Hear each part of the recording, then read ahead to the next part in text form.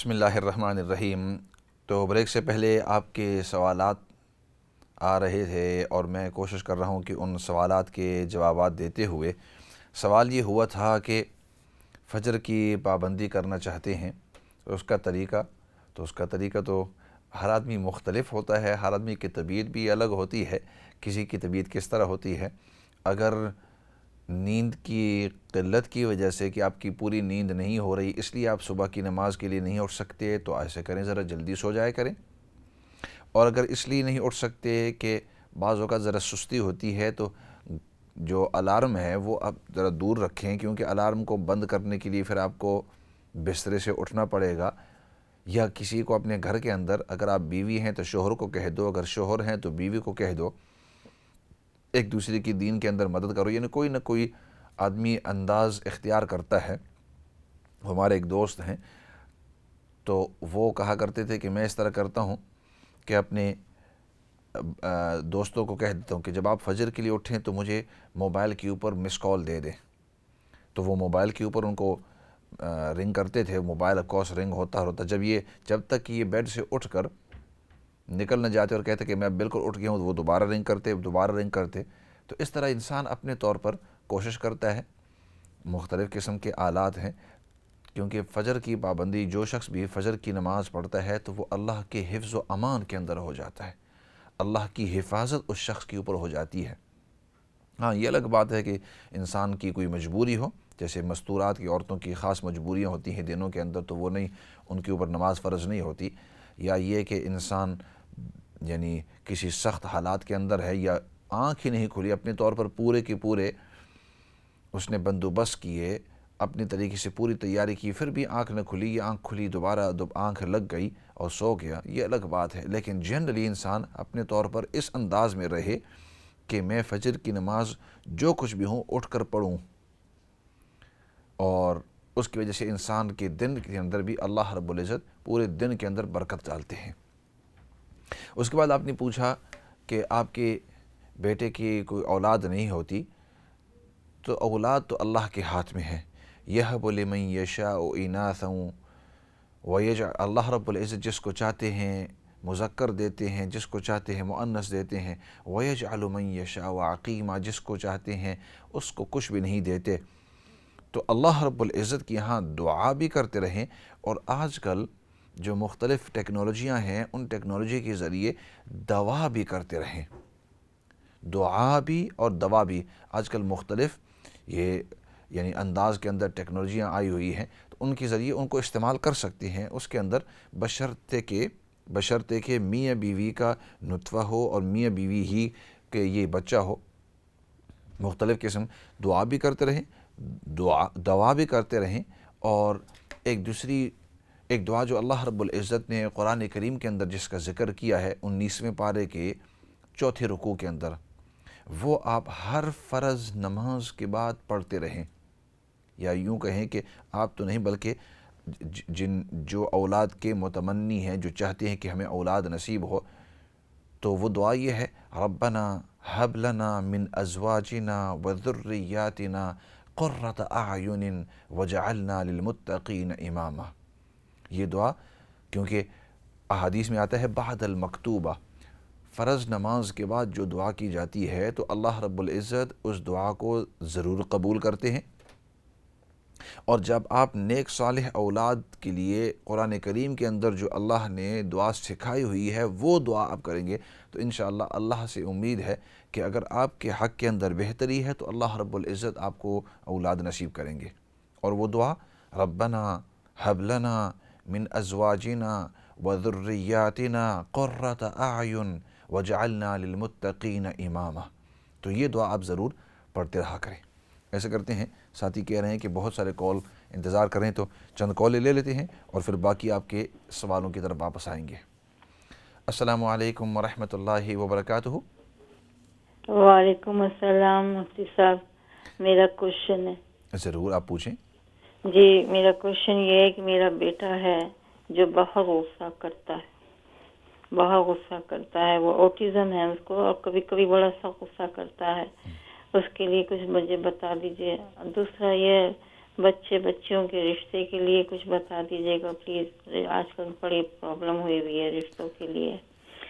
اور دوسرا، اگر کوئی بچہ ویسے بہت اچھا بچہ ہے لیکن کبھی کبھی نماز سے غافل ہو جاتا ہے، اس کے لیے بھی دعا بتا دیجیے گا کہ ٹھیک وہ ہے، نماز پڑھنے لگے پلیز. ٹھیک ہے، بہت انشاءاللہ بہت شکریہ. دیکھتے رہیے، سنتے رہیے جی. السلام علیکم ورحمۃ اللہ وبرکاتہ. السلام علیکم ورحمۃ اللہ وبرکاتہ. امام صاحب کیسے ہو آپ؟ الحمدللہ، اللہ کا شکر ہے، الحمدللہ. جی امام صاحب، آپ کا پروگرام بہت اچھا ہے. ہم کام کاج چھوڑ کے تو بیٹھ کے بڑے شوق سے دیکھتے ہیں. تھینک یو ویری مچ جی، بڑی مہربانی اور نوازش کہ اللہ رب العزت ہم سب کو دین کی سمجھ نصیب فرماوے اور اللہ رب العزت ہمیں اخلاص نصیب فرمائے. جی امام صاحب پوچھنا سی کہ ویسے تو منڈے تے تیستے روزہ رکھنے ہیں، تو جڑے مہینے نے روزے ہونے وہ پھر 14 سے شروع ہونے کیا تاریخ ہو پلیز تھوڑی جی بتا دو. ٹھیک ہے انشاءاللہ، بہتر انشاءاللہ. السلام علیکم. وعلیکم السلام ورحمۃ اللہ وبرکاتہ. اگلی کال کی طرف جاتے ہیں جی. السلام علیکم ورحمۃ اللہ وبرکاتہ. وعلیکم السلام مفتی صاحب.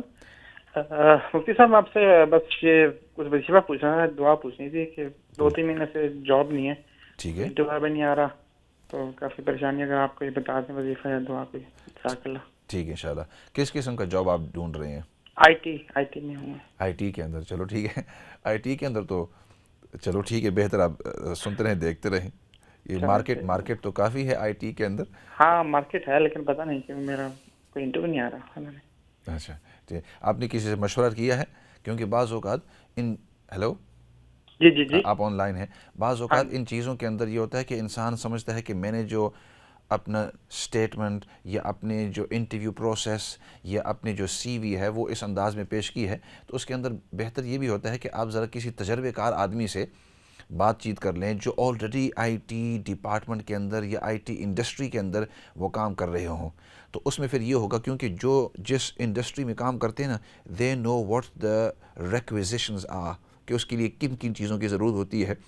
امپلائیز جو ہوتے ہیں وہ بعض اوقات دے لک فار بز ورڈز، خاص چیزیں وہ دیکھتے ہیں کہ اگر اس شخص کے اندر یہ چیز.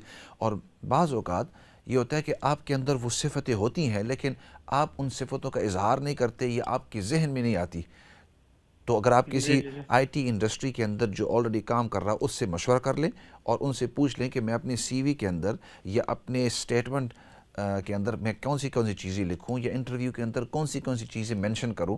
تو ہو سکتا ہے کہ وہ آپ کو وہ چیزیں بتلا دے یا وہ صفتیں جو آلریڈی آپ کے اندر موجود ہیں لیکن آپ کا دھیان اس کی طرف نہیں ہے، یا وہ ایکسپیرینس جو آپ سمجھتے ہیں کہ یہ کوئی اتنی موٹی چیز نہیں ہے اس کا تذکرہ کرنا، لیکن امپلائیز اس کو ڈھونڈ رہے ہیں. تو مائی مشورہ ٹو یور سیلف از، انشاءاللہ دعا بھی ضرور آپ کو بتلاؤں گا، لیکن یعنی جو فیلڈ کے اندر ماہر ہے ان سے بھی مشورہ کر لو. ٹھیک ہے ٹھیک ہے انشاءاللہ. بہت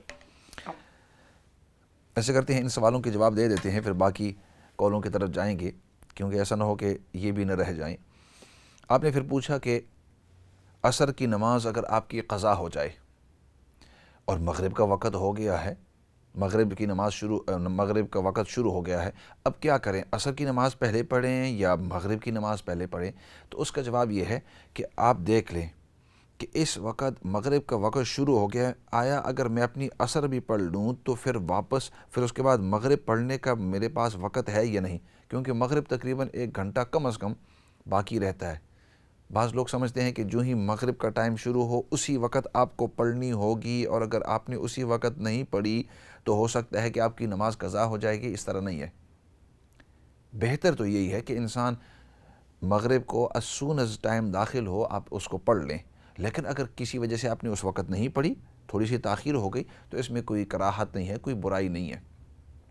اب آئیں آپ کے مسئلے کی طرف. تو اگر مغرب کا وقت شروع ہو گیا ہے اور آپ کی عصر کی قضا ہو گئی ہے تو بہتر یہ ہے کہ آپ پہلے عصر کی پڑھ لو، کیونکہ وہ آپ کے ذمہ آلریڈی ہے، اور اس کو جتنا آپ ڈیلے کریں گے اتنا مناسب نہیں ہے. مغرب تو چاہے آپ ابھی پڑھیں یا 5 منٹ کے بعد پڑھیں، چونکہ وقت کافی لمبا ہوتا ہے، پھر بھی آپ وقت ہی کے اندر پڑھیں گے، آپ کو ادا کا ثواب پھر بھی ملے گا.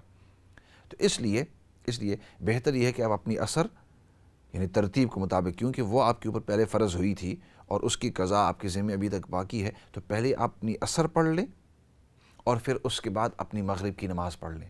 ہاں البتہ اگر مغرب کے اندر بھی اتنی تاخیر ہو گئی کہ آپ یہ سوچ رہے ہیں کہ اگر میں نے اپنی عصر کی قضا کر لی اور اس کے بعد پھر میں نے اپنی مغرب پڑھ لی تو مغرب کا وقت ختم ہو جائے گا اور مغرب بھی مجھ سے قضا ہو جائے گی، تو پھر حکم یہ ہے کہ نہیں، آپ اپنی مغرب کو تو ادا کر لو، کیونکہ عصر تو ویسی ہی قضا ہو چکی ہے نا، تو مغرب بھی قضا نہ ہو جائے، مغرب ادا کر لو اور پھر ٹائم جب ختم ہو جائے تو بعد میں پھر آپ عصر کی قضا کر سکتے ہیں۔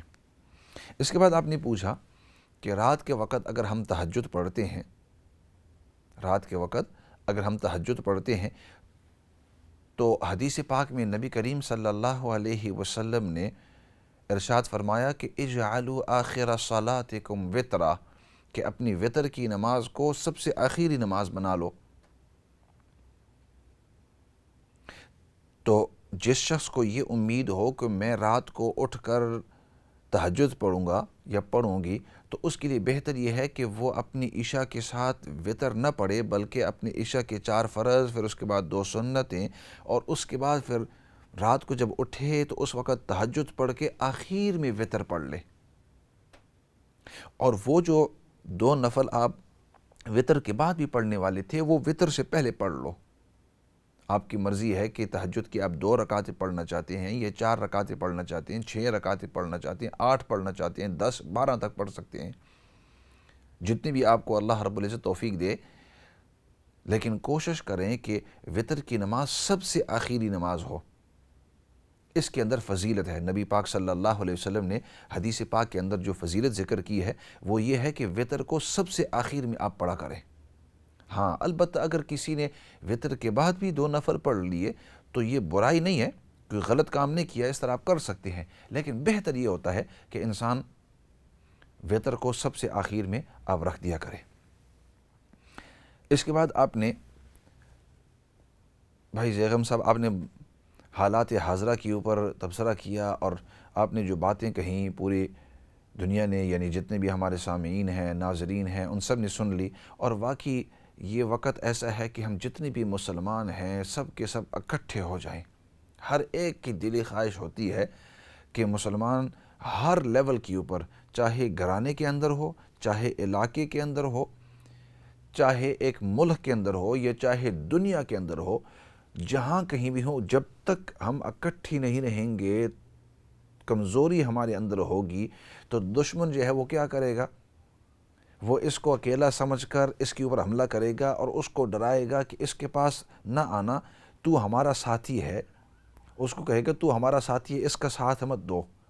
لیکن عجیب بات یہ ہے کہ جب تیرا وقت آئے گا تو وہ تیرے اوپر بھی حملہ کرے گا، اس کو کہے گا کہ دیکھو اس کا ساتھ مت دینا، تم ہمارے ساتھ ہو، اور اس کو کہے گا کہ ہم تیری پشت پناہی کریں گے، ہم آپ کی حفاظت کریں گے، ہم آپ کا ساتھ دیں گے، تم ہمارا ساتھ دینا، اس مسلمان ملک کے اس مسلمان لیڈر کا ساتھ مت دینا۔ لیکن جب وقت آئے گا تو وہ آپ کو بھی رگڑ دے گا۔ پولیٹکس کے اندر مجھے تو اتنے نہ سیاست آتی ہے اور نہ اتنے شوق رکھتا ہوں، لیکن اس کے اندر یہ ہوتا ہے کہ my interest is first before everybody else. وہ ہمیشہ کہتے ہیں کہ ہمارے ملک کے جو مفاد ہیں یا ہمارے مفاد جو ہیں یہ تمام لوگوں کے مفاد سے پہلے ہیں۔ اگر تمہارے ساتھ دوستی کے اندر ہمارا مفاد ہے، تمہارے ساتھ دوستی رکھیں گے، اور جب تک کہ ہمارا مفاد ہے اس وقت تک دوستی رکھیں گے۔ جس وقت ہمارا آپ کے ساتھ فائدہ مفاد ختم ہو جائے گا تو آپ کو بھی ختم کر دیں گے، پھر آپ کے اوپر کوئی حملہ کرے، آپ کے اوپر نقصان ہو، آپ کے اوپر عذاب آئے، ہمیں کوئی اس کی فکر نہیں ہے۔ تو سمجھدار آدمی وہ ہوتا ہے کہ جو کئی سال کا سوچ کر، پلان بنا کر کہ ہم اکٹھے ہوں اور اکٹھے ہو کر ہم دنیا کے اندر عزت کے ساتھ رہیں۔ اور ہماری دعا ہے کہ اللہ رب العزت سب مسلمانوں کو، چاہے وہ ریجنل لیول کے اوپر ہو، لوکل لیول کے اوپر ہو یا انٹرنیشنل لیول کے اوپر ہو، اللہ رب العزت سب کو آپس میں اتفاق اور اتحاد نصیب فرمائے۔ ہمارے آپس کے اندر جو توڑ ہے، پھوڑ ہے، اللہ رب العزت اس کو ختم کر کے ہم سب کو ایک اور نیک بنا دے۔ دل کی دعائیں ہیں، اور ایک دن آئے گا انشاءاللہ مسلمان سب اکٹھے ہوں گے، لیکن صرف یہ پتہ نہیں کہ اس وقت ہم دیکھ سکیں گے، اس وقت کو دیکھ سکیں گے یا نہیں، लेकिन इंशाअल्लाह मुसलमानों को अल्लाह रब्बुल इज़्ज़त दोबारा इकट्ठा करेंगे और एक किस्म की मजबूती होगी दुनिया के अंदर। ऐसा करते हैं, एक आध कॉल फिर भी ले लेते हैं और फिर इन बाकी सवालों की तरफ आएंगे। अस्सलामु अलैकुम वरहमतुल्लाहि वबरकातुहू। हेलो, अस्सलाम वालेकुम। वालेकुम सलाम। वालेकुम अस्सलाम वरहमतुल्लाहि वबरकातुहू। आप ऑन द एयर हैं। मैं आपसे एक पूछना चाहती हूँ, क्वेश्चन पूछना चाहती हूँ पूछिए। कि सुबह तहज्जुद का जब टाइम होता है, हालांकि मैं तकरीबन 5-5:30 बजे उठती हूँ, ठीक। तो फिर तहज्जुद पढ़ लेती हूँ हैं, तो उसके बाद दुआओं वगैरह मांग के तो आप सलात व तस्बीह की नमाज पढ़ सकते हैं। ठीक है, बस आप सुनते रहें, देखते रहें और इंशाल्लाह इस सवाल का भी ज़रूर सवाल दूँगा। ठीक है इंशाल्लाह। उसके बाद आपने पूछा हमारे साथी मुफ्ती साहब के बारे में कि वो काफ़ी दिनों से नहीं आ रहे हैं, तो उनकी असल में दूसरे कुछ कमिटमेंट्स हैं, तो इसलिए उन्होंने फ़िलहाल यहाँ माजरत कर दी है कुछ दिनों के लिए, तो इसलिए उनका जो रिपीट प्रोग्राम वो दिखाया जाता है, तो उनके दूसरे कमिटमेंट्स हैं फ़िलहाल और उन्होंने यहाँ माजरत कर दी है। अच्छा, उसके बाद आपने ये बतलाया कि you asked a question about inheritance. Islamically, when a person passes away, जिस वक़्त इंसान फौत हो जाता है, तो whatever that person has, the first thing that you must do is सबसे पहले जो उसकी तजहीज़ और तकफ़ीन है, his funeral or her funeral costs, anything that involves getting this person to the right abode, that means to the qabr, that must be all fulfilled out of this person's wealth. इस आदमी के, इस शख्स के माल में से उसकी तजहीज़, तकफ़ीन, उसके कब्र तक पहुँचने के लिए जितने भी ख़र्चा है उस तमाम का बंदोबस्त किया जाएगा। उसके बाद after that all his dates must be cleared, उसके जितने भी कर्ज़े हैं उन तमाम कर्ज़ों को पूरा किया जाए, उसने जिस आदमियों से कर्ज़ा लिया था उन तमाम कर्ज़ों को उसके माल से पूरा किया जाए। और फिर उसके बाद उसका जितना भी माल बाकी रह जाए, the rest of whatever this person has, then this will be distributed. Now you mentioned that in the Quran it's mentioned that if there was one daughter or one girl, of course, of this deceased person, she will get a third, and if there's two daughters, they will get 2/3, and if there's males, they will get twice as much. You are right, but it's not just straightforward as you will understand. Because if there was two daughters, for example, and you was to give them 2/3, and then you give the son twice as much, it won't work out if you know mathematics. So what happens is, there's a whole procedure where you see who is still alive and eligible according to the verses of the Quran. So for example, if there's daughters alive, some daughters of this deceased person, and then there's some sons, and then this deceased person also has parents, and this deceased person also has a wife, all these people will be taken into consideration. So for example, 1/6 of that will be given to the parents, and because they've got children, the wife will be given 1/8, and then whatever is remaining, it will be given as 1 to the ratio of 2. That means one ratio, that means one part will be given to the daughter and 2 parts will be given to the male. And when I say daughter, that means each of the daughters. So it takes some maths doing, some calculations, and of course Allah subhanahu wa ta'ala mentions the parts that each person is eligible to. Quran करीम के अंदर, सूरत निसा के अंदर भी और दूसरे मकामात के अंदर और फिर अहादीस मुबारका के अंदर भी जो मैयत के वरसा हैं उनको कितना कितना हिस्सा मिलेगा उसका तो तज़किरा है, लेकिन उसका हिसाब किस तरह करना है, how do we total it and how do we accumulate it and how do we divide it, and the fractions that are involved, how do we fractionize it and then take out the percentages, that takes some doing.